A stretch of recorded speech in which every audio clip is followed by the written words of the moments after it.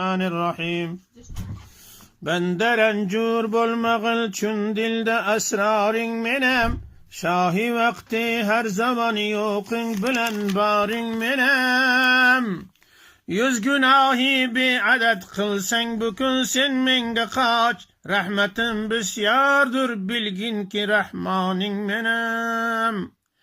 Her kişiden bir sitem körsen mene arz ayta kör. Ömür sevdasını nabut etme bazarin menem. Yetti duzak vahmeden zinhar hergiz korkmagıl. Himmetinni tut belent cennette gülzarin menem.